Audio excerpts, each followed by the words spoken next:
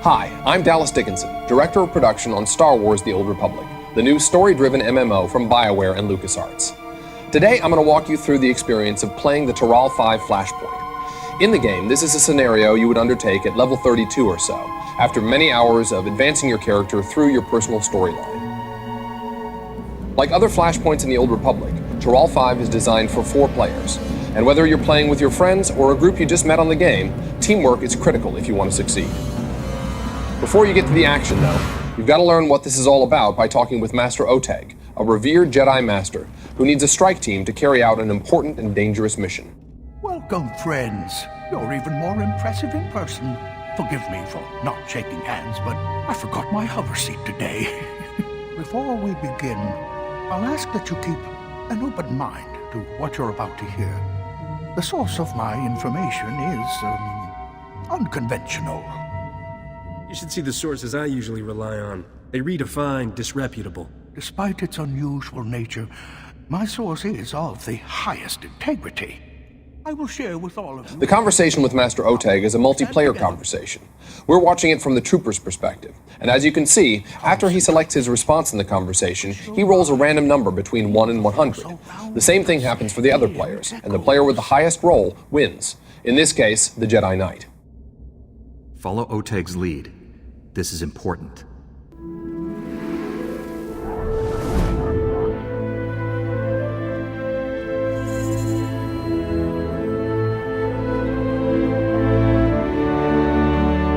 It seems that Master Oteg has somehow enabled the entire group, even the non-Force users, to speak with a Force ghost. She is here, a Jedi without physical form. Her body is long dead, but her wisdom, her essence, lives on. The darkness will consume all it touches. Stars will burn black, ashes raining on lifeless worlds. Everything ends. The prisoner holds the darkness at bay, lost inside it for 300 years. His strength will fail. Then he will become the darkness. This prisoner has been fighting the Empire for centuries. How is he still alive? The bond weakens, my friend. I'll take things from here.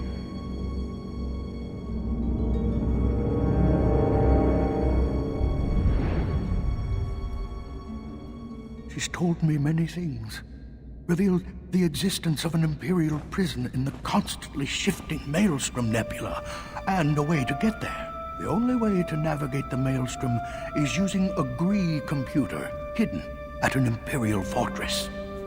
We need that computer to free the Jedi prisoner. That's what I do best. The fortress we're invading is on the planet Taral V, enemy territory, protected by Imperial warships. Too many to fight. But we have a captured Imperial shuttle that can sneak past the sentries. It's waiting for you in the hangar. You can fill me in on the rest while we travel. There's no time to waste. Our fleet will hide at the system's edge so I can monitor your mission and guide you. If something goes wrong, we'll come running.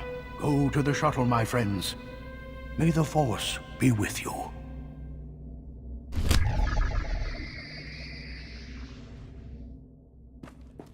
All right, the team's ready for action, heading for the shuttle that will take them to the planet's surface. The shuttle sequence is one of our cinematic cutscenes. You're going to see we have cutscenes for departing from and arriving to most, if not all, of the planets in the game.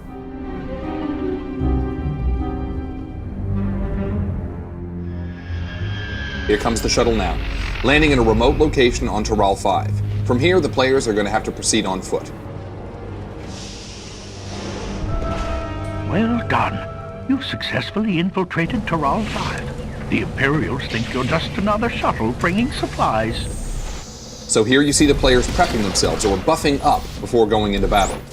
We're watching this from the perspective of the Jedi Sage, a consular advanced class. Here they go. Lightning strikes the ground here and starts a fire, and one of Grand Moff Kilrin's shuttles is dropping off troops in the distance. Now we shift to the smuggler's perspective. He's a scoundrel advanced class, and he's set up to be the healer. He's in cover, which gives him a defensive bonus, and he's tossing out the heals. Those green circles you see are signs to the smuggler that his cover bonuses apply. You can see the trooper got the skin player's attention. The knight is distracting the lesser jungle beast, and the team's tactics are perfect here. So we're watching from the Jedi Knight's perspective now. He's a guardian with a single saber, but he is a major damage dealer in this group. Whoa, check that out! The shuttle got hit by lightning, then veered off, hit the watchtower, and brought the tower down. That blue square on the knight is actually one of the enemies targeting him. You see the smuggler's healing probe coming in to give the knight a slow-release med pack. Okay, so back to the perspective of our trooper. He's a vanguard, which means he gets access to the heaviest armors in the game, and a reactive shield that increases his threat towards enemies. So now the team is headed over to destroy this Imperial research station. That's actually part of a bonus mission inside the flashpoint. Oh, and they're ambushed by jungle crawlers. The trooper needs to make sure they don't swarm the healer.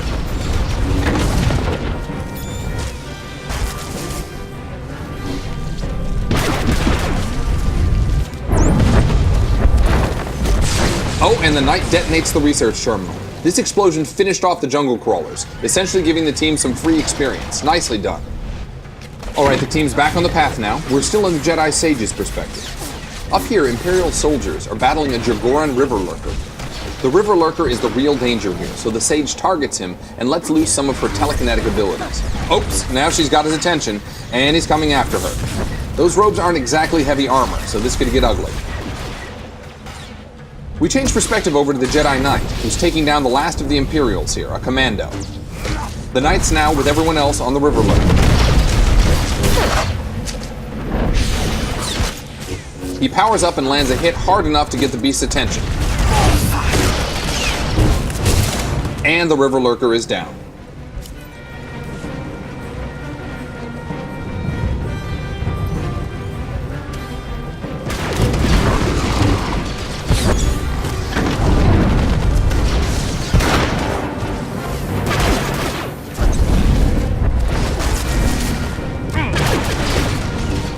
The trooper's got the Vine Cat's attention, but the jungle crawler is on the smuggler. That's no good. Somebody better help the healer. There we go. All good. Next up, Imperials. The Knight starts things by detonating a barrel of explosive material and then wading in. The trooper tosses a sticky grenade, so you can see the Imperial desperately trying to get it off. And that takes both of them down. Okay, this is our first mini-boss. The smuggler's gonna sneak around here in stealth and tranquilize one of those trained Vine Cats, taking him out of the fight until the team's ready.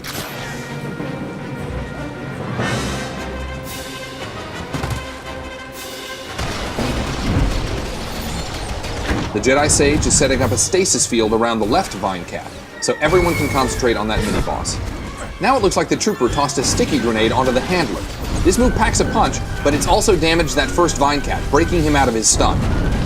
Everyone's focusing their fire on the handler, and the trooper's doing a good job of holding the enemy's attention.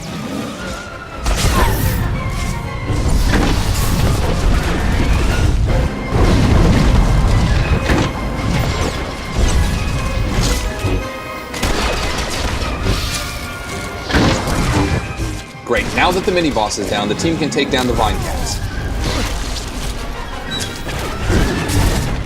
The Sage's stasis field lasts a nice long time, but the group's going to want to take that first Vine Cat down before it fades.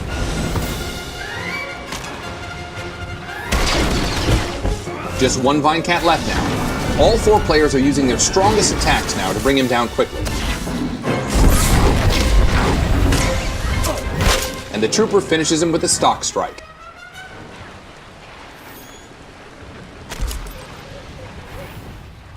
Since these enemies were a little tougher, they dropped a commendation, which can be traded for some strong equipment after the mission.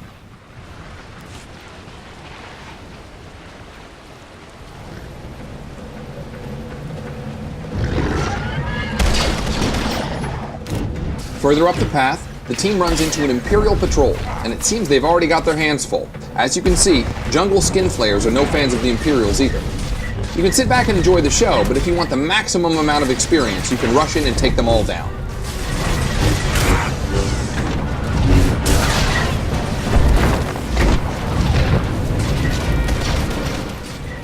Our Jedi Sage has unfortunately drawn aggro, and that's not what she's built for, so let's hope that the team can help her out here. Here comes the trooper. To the rescue. Good job.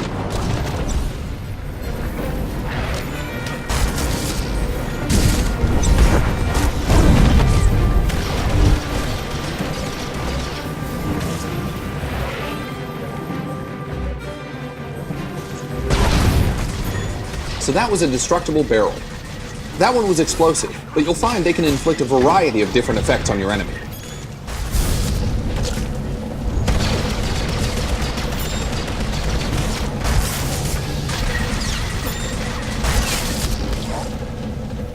After blowing up this research station, the team is going to move on to the entrance of the Imperial base.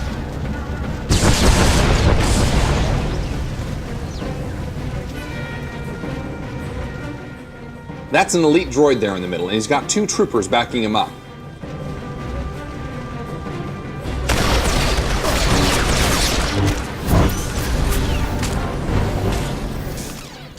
Back from our trooper's perspective, you can see he's tossing a cryo grenade at one of the other troopers so we can concentrate on the elite.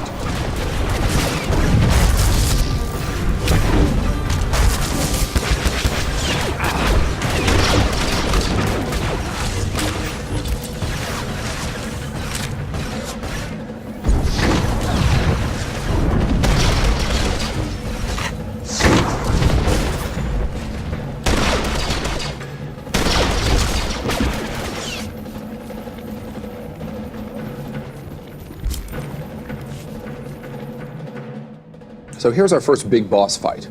You see Captain Shivanek up there on the deck. But as they attack, he's released his pet, Ripper. Ripper's a little tougher than Captain Shivanek, so luckily the team knew this in advance because they're clever and have probably died several times trying to do this flashpoint.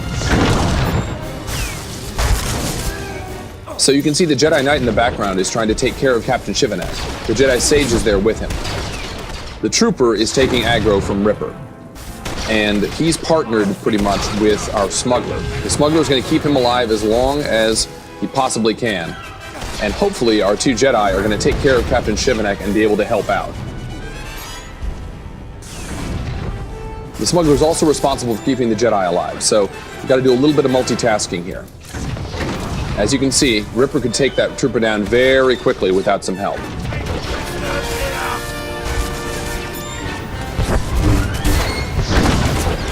But luckily, the fight with Captain Shivanek is going very well. Our Jedi Sage is finding giant objects in the ground to fling at Captain Shivanek while the Jedi Knight does damage. Now you can see in the background, the trooper is trying to run Ripper over near to some destructible barrels, like I mentioned before.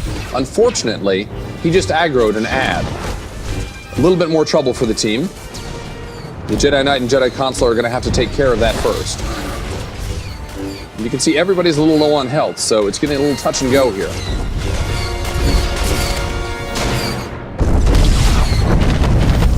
But luckily they were paying attention. They've taken care of the ad rather quickly. Well done. And now everyone can concentrate on Ripper.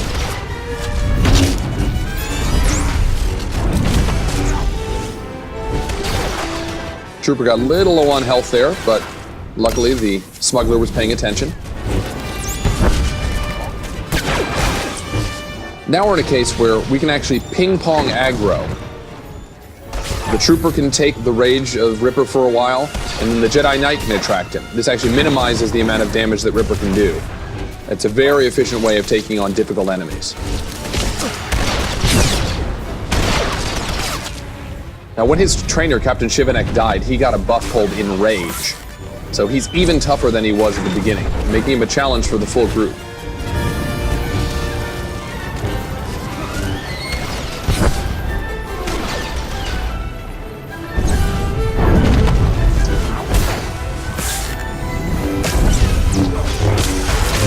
But as you can see, our crack team is up to the challenge.